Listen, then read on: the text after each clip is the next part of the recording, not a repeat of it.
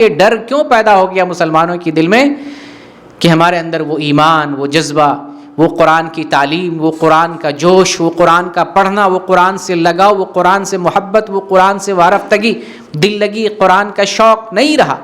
ہم نے قرآن کو چھوڑ دیا تو ذلت ہمارا مقدر بن گئی.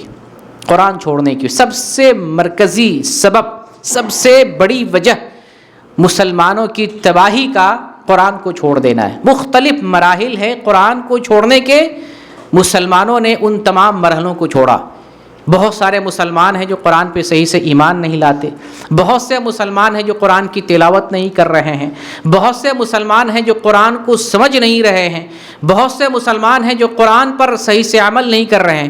بہت سے مسلمان ہیں جو قرآن کی تبلیغ نہیں کر رہے ہیں. یعنی مجموعی اعتبار سے اگر 1 ارب تعداد مسلمانوں کی ہے، 1 ارب تعداد، اس میں لاکھوں کی تعداد حفاظ کرام کی ہے. حفاظ کرام قرآن سینوں میں محفوظ ہے. 30 پارہ پڑا پھٹ جو قرآن سنائیں گے، ایک آیت کا ترجمہ نہیں معلوم ہے. اور میں کسی بچے کی بات نہیں کر رہا ہوں، 40 سال 50 سال 60 سال بڈھے حافظ کی میں بات کر رہا ہوں.